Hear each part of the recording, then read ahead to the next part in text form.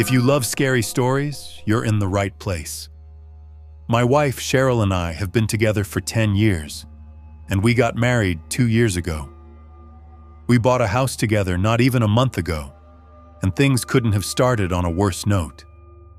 We moved to a small inland town in Georgia called Waycross. That's all the details I'm willing to give to avoid any more possible issues. We're on a quiet street with a large property that sits in front of a medium-sized patch of woods. That was one of the factors that really appealed to my wife and me. We planned to adopt a dog and raise kids here, so we wanted a big property where they could play. We both work similar shifts. I usually get home around 5 p.m., and Cheryl gets home around 6 p.m. The first 2 nights in the house were completely normal. It was the weekend, so we spent our days unpacking. It wasn't until Monday night, after we had gone to bed and turned out the lights maybe 20 minutes earlier, that we heard it. From somewhere outside in the backyard came the sound of blaring music. Our nearest neighbors on either side were far enough away that we couldn't mistake music from their yards for something in ours. It was definitely coming from our backyard. It wasn't party music either. It sounded like very old, staticky, vintage music. The windows were shut, but after Cheryl and I exchanged horrified glances, wondering where the music could be coming from, I opened the window on my side of the bed.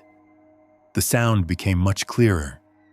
Some old song that sounded like it was from the 1940s was blasting through the night. Later, after looking up the lyrics, I learned the song was "Who's Afraid of the Big Bad Wolf" by Henry Hall. Even though it was meant to be a cheerful song, it had a strangely eerie feeling to it. At that moment, hearing it echo through our backyard, it was downright horrifying.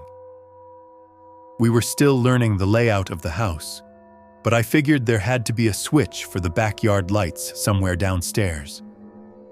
I ran downstairs, found the switches near the back door, and flipped them until one of them lit up the yard. I didn't see anyone.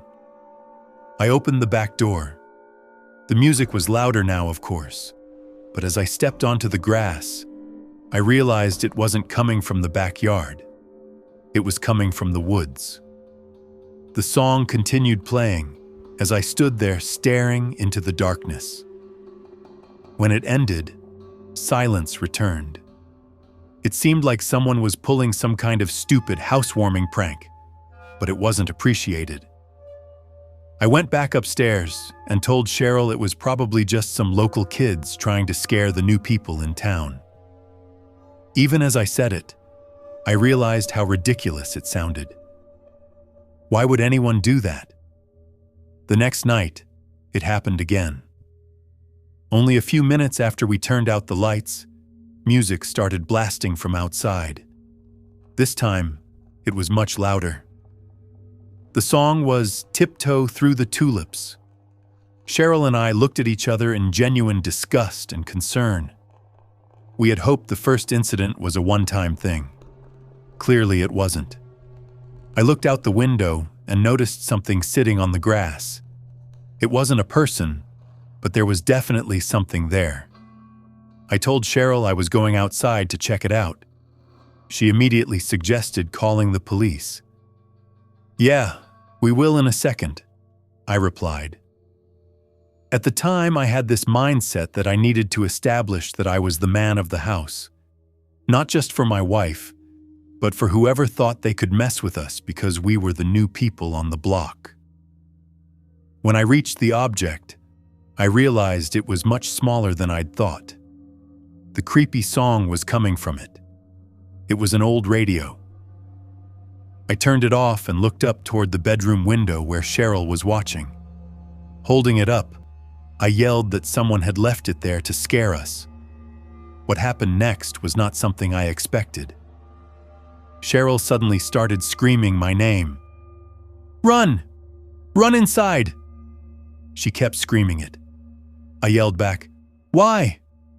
Then she screamed, "There's people standing behind you." My heart nearly stopped. I slowly turned toward the woods. There were 3 figures standing there. They were spaced about 6 feet apart from one another and were clearly facing my direction. They weren't running at me. They weren't saying anything. They were just standing there, watching. "Oh shit!" I yelled. I ran back toward the house as fast as I could and slammed the door behind me. Upstairs, Cheryl was already hysterically crying. I told her I was calling the police, and I did. Thankfully, they arrived fairly quickly. During the wait, we sat terrified, expecting to hear knocks on the doors or windows at any moment. When the officers arrived, we desperately explained everything that had happened. I showed them the radio.